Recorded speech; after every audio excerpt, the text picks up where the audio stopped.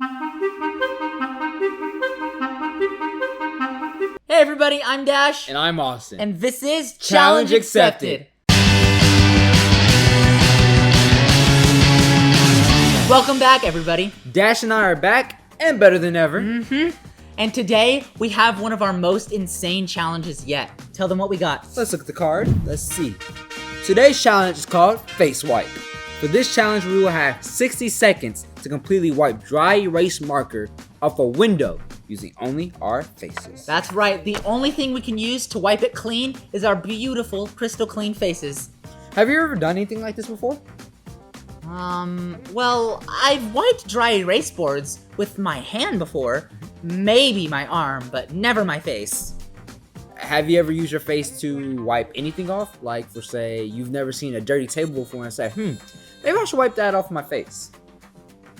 Okay. No, that has never happened, and that probably never will happen, because that is gross. Well, for this challenge, you're gonna have to get a little gross. 60-second face wipe? Challenge accepted.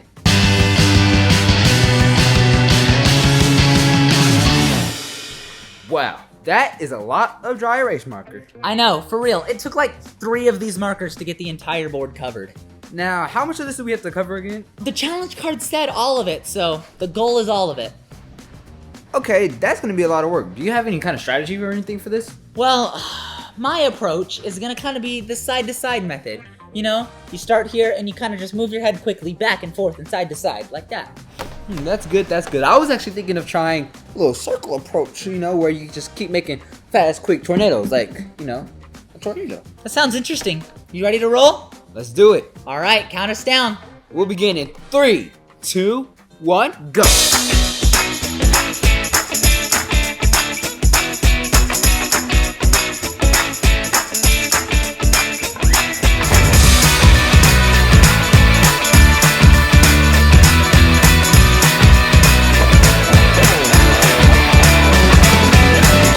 Time. Wow, that was so gross. I know, I think I got some in my mouth. You look so ridiculous. Have you seen yourself? You have it smeared everywhere. You're gonna have to take like 3 showers to get all that off. Well, how do you think we did? Not bad, but we'll have to see what the judges say though. See, in today's Bible story, you're gonna hear about a guy named Joseph whose brothers did something crazy mean to him. I'm talking crazy mean. But the craziest part of the story is what Joseph did in return. You'll definitely want to check that out. Hey, question for you.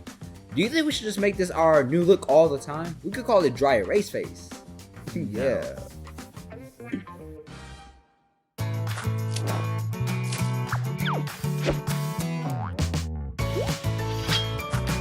The Faithful Hall of Fame.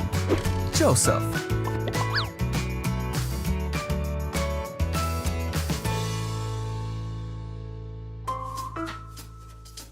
This is Joseph. Hey! Who was the son of Israel and Rachel. But he had 11 brothers who hated him and sold him into slavery. After being put in jail, Joseph told of the future of Egypt when he interpreted Pharaoh's dreams, and Joseph found favor with the Pharaoh. The Pharaoh made Joseph a leader in his kingdom. Just as Joseph had told the Pharaoh, Egypt had 7 years of abundance. Then the 7 years of abundance came to an end, and the 7 years of famine began. Just as Joseph had said. But the Egyptians had food to eat because Joseph had planned for the famine. There was famine in all the other lands, and many came to Joseph to buy food. There was even a famine in the land that Joseph came from. So when Israel heard that there was grain in Egypt, he sent his sons to buy some. But Israel did not send Benjamin with the others because he was afraid that harm might come to him. When Joseph's brothers came to him, Joseph recognized them, but he pretended to be a stranger. So Joseph decided to test his brothers.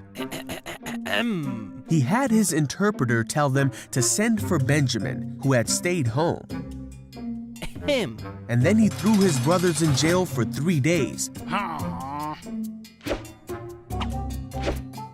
On the 3rd day, Joseph let all but one of the brothers take grain to their starving households with the instruction to bring Benjamin back. But Joseph provided for his brothers' journey and gave them grain and silver. The brothers did exactly as Joseph instructed, as they were scared that God was punishing them for what they had done to Joseph so many years before. They traveled home to their father's house, then back to Egypt. Now that he had seen that they brought Benjamin, Joseph was overwhelmed, so he released the brother who was still in prison. But Joseph decided to play one more trick on his brothers. He sent the brothers away but told his servant to hide his silver cup in Benjamin's bag.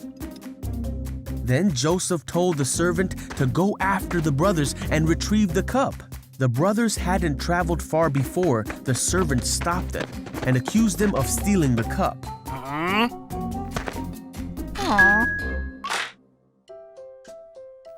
Joseph could no longer control himself before his attendants. He made them leave so he could be alone with his brothers, and he told his brothers who he really was. Ta-da! He told them of his life and all he had experienced, and he forgave them for what they had done. God was with Joseph and took care of him and showed him favor.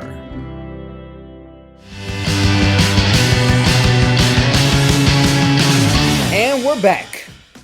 So, it turns out that dry erase marker is a lot harder to get off your face than you think it would be. Like, a lot harder.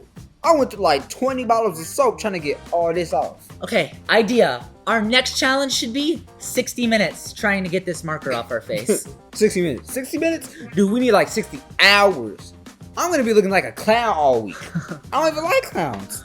Alright, well, it's time to see what the judges think of our windows. First, Alright. let's see yours. Okay, not bad. That circle technique worked pretty well. You got a bunch of it off. But the goal wasn't a bunch off.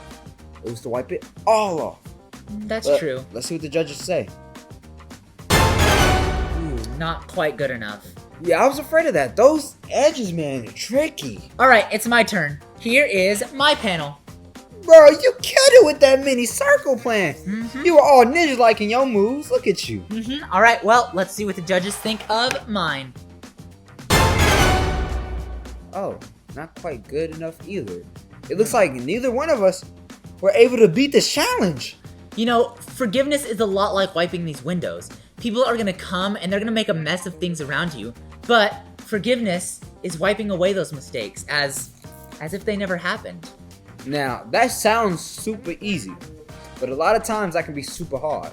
Thankfully, God's forgiveness is like the super spray right here. It can get rid of even the toughest marks. God can help us forgive anyone, even the people who hurt you the worst. Think about Joseph for a second.